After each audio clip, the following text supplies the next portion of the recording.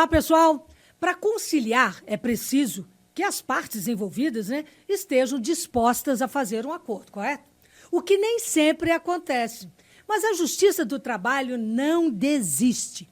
E hoje nós vamos contar para vocês uma história que ficou se arrastando no TRT por mais de 20 anos, não por culpa do TRT, a gente vai explicar já já. Mas agora, pimba, tudo resolvido. O podcast Papo Legal está começando.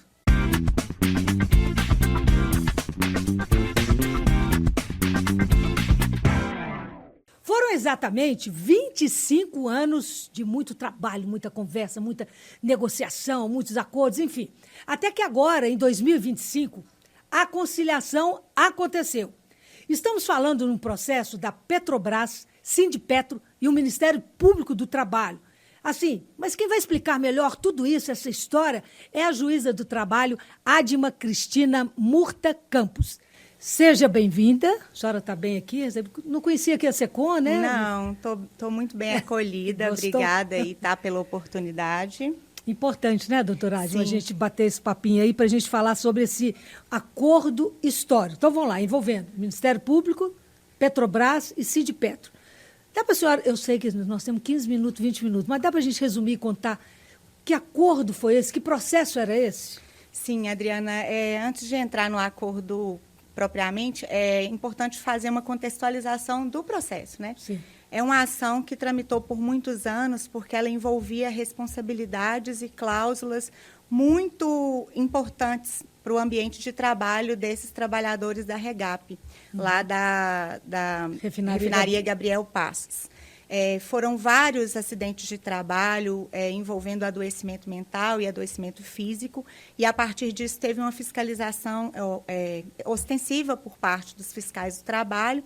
Foram impostas medidas administrativas e depois ajuizada a ação pelo Ministério Público com a participação do Sindipetro como assistente. Então, como são obrigações que persistem no tempo, são obrigações que deveriam ser mantidas ao longo dos anos, foram sucessivas fiscalizações, imposição de multa, e aí o processo foi se alongando muito, com cláusulas e obrigações que ficaram um pouco ultrapassadas ao longo dos anos. Também teve que ir atualizando aí a legislação, né? Sim, porque ao longo desses anos houve mudança estrutural na planta industrial, houve alteração até da legislação trabalhista, então muitas obrigações elas estavam difíceis de serem acompanhadas e de serem cumpridas. Então o processo estava se arrastando há muito tempo, a empresa, a Petrobras, precisando de uma segurança jurídica, a sociedade precisando de uma resposta, e o acordo veio trazer tudo isso. E como é que a senhora conseguiu isso finalmente? Então, foi o processo mais desafiador da minha vida, né? Porque são quase 10 mil páginas o processo. Nossa. E foram várias obrigações. Eles fizeram um acordo parcial em 2011, que também estava ultrapassado. Então, assim, eu tive que abrir a audiência primeiro acolhendo todos, mostrando que a gente estava com a intenção de ajudá-los a resolver o problema. E a técnica que foi utilizada foi ouvir cada parte para identificar qual que era o ponto que estava inviabilizando a resolução definitiva do processo. O que estava, vamos dizer assim, numa linguagem simples, emperrando ali, né? O que estava obstruindo, sei lá. Como eram obrigações relacionadas a melhores condições de trabalho, evitar a jornada exaustiva, conceder folga para os trabalhadores e diminuir o número de acidentes de trabalho, o sindicato estava resistente, porque ele queria que o processo nunca se encerrasse. Porque ele queria que aquelas obrigações ajustadas, definidas em sentença e ajustadas no acordo de 2011, fossem integralmente mantidas. E a Petrobras enfrentou uma resistência, trouxe uma resistência dizendo, então nunca vou me desobrigar desse processo. E aí eu tive que identificar na fala do sindicato o que seria realmente inegociável, e na fala da Petrobras, o que eles estavam dispostos a negociar para eu tentar conciliar os interesses. E aí foi o que eu consegui o ajuste. Ou seja, trocando obrigações.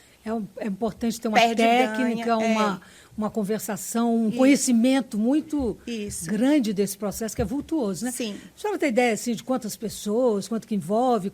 Ele é desde 2000, né? A ação foi ajuizada no ano de 2000 e beneficiava toda a categoria dessa refinaria, né? Então, como a refinaria ainda está em atividade, por isso que tinha resistência do sindicato. Ora, o sindicato usou esse termo. Esse acordo que fizemos em 2011 é um patrimônio do sindicato. E eu tive que mostrar para eles que as cláusulas que estávamos trocando, substituindo, estavam trazendo mais vantagens para a categoria como um todo do que ficar insistindo naquelas cláusulas ultrapassadas pelo tempo. Né? E um dos argumentos que eu utilizei foi da possibilidade até de uma revisão judicial dessa sentença e desse acordo, porque muita obrigação ali tinha perdido o sentido. Né? Dando como exemplo, tinha lá uma das obrigações manter uma certa distância dos tanques de determinada frente de trabalho, mas a planta industrial já tinha sido alterada. Então, não fazia o menor sentido manter aquela cláusula. E conseguimos negociar contratação de 136 novos empregados via concurso, que ia desafogar, né, a própria a unidade, porque seriam novos empregados, aí diminuiria as horas extras, os que estavam trabalhando conseguiriam gozar as suas folgas. Então, foi um ponto muito importante conseguir negociar essa contratação de 136 novos empregados.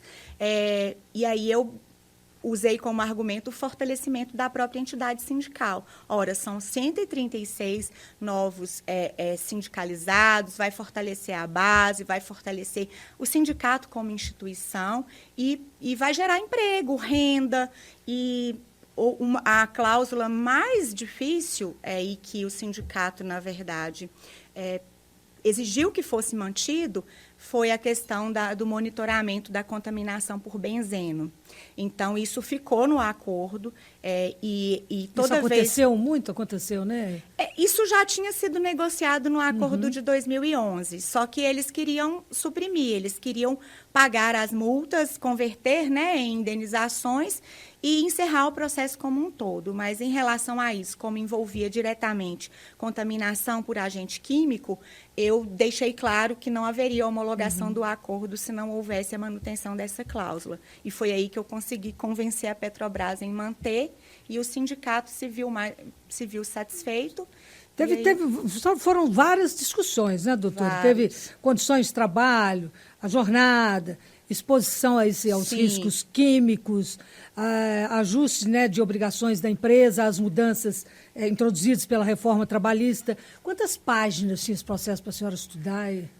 Era um processo muito grande. Eu não me lembro ao certo, mas assim era algo em torno de 8.000 a 11.000 páginas. Agora me fugiu o número. Mas a gente já está acostumado a ler o processo naquilo que a gente lê o processo de trás para frente, pegando as coisas mais atuais que aconteceram. E eles, Adriana, já tinham tentado fazer acordo em várias outras oportunidades. Eles fizeram, no mínimo, 5 audiências administrativas tentando fazer o acordo, não conseguiram. Fizeram outras 2 ou 3 audiências, mais recentemente, lá na 3ª Vara de Betim, de onde é originário o processo, não conseguiram e pediram a ajuda do Sejusc, que foi aí que o Sejusc entrou atuando. Vamos só explicar para quem não sabe, que são centros de conciliação, né? Centros de conciliação, primeira instância e segunda instância. Olha a importância aí do querer conciliar, né? Isso. É um setor estratégico do tribunal que recebe os processos para tentar a composição com pessoas que têm os cursos, têm as técnicas, têm o tempo, a disponibilidade, e tanto que foi uma audiência que demorou 3 horas e 20 minutos. Uma audiência? Essa audiência em si, fora as que a gente já tinha feito antes. Né? Então, assim, foi um espaço de diálogo, deixamos o sindicato falar, aí eles pediam tempo para conversar e consultar a base, deixamos o Ministério Público expor, o Ministério Público falou, inclusive, da dificuldade de fiscalizar, né, o cumprimento dessas obrigações. Deixamos a Petrobras, estava acompanhado de 12 representantes na audiência, cada um de um setor específico, um de RH, um de setor de negócios, um de setor de medicina do trabalho, um de setor de segurança. Então, assim, foi uma audiência complexa porque envolvia muita gente, né? Mas aí mostra que se cada um tiver a oportunidade de expor o ponto de vista e tiver ali a figura do mediador, que no caso foi o meu papel, a gente consegue construir uma solução que atenda a todos. Quando a senhora conseguiu finalmente esse acordo, qual foi o sentimento? Primeiro, assim, eu vi que todos saíram satisfeitos, porque todos agradeceram pela atuação. Aí eu falei, não fiz o acordo sozinho. O acordo foi construído por vocês, né? Aliás, muitas questões já estavam em andamento, eu só tive que superar aquilo que mostrou um impasse para a celebração do acordo que eles já estavam tentando há todo o tempo. Fiquei muito satisfeita, mas, assim, dividi o resultado da conciliação com todos, porque realmente todos contribuíram. Foi uma construção coletiva. Sim, cláusula por cláusula, item por item. Tem que ter uma paciência. Todas as coisas eram negociadas assim. Isso pode manter, isso pode tirar. Uma a uma. Esse é o tipo do processo, quer dizer, que não pode ter pressa, né, doutora? Não. E ainda poderia ter mais uma audiência, 2, 3, quantas fossem necessárias.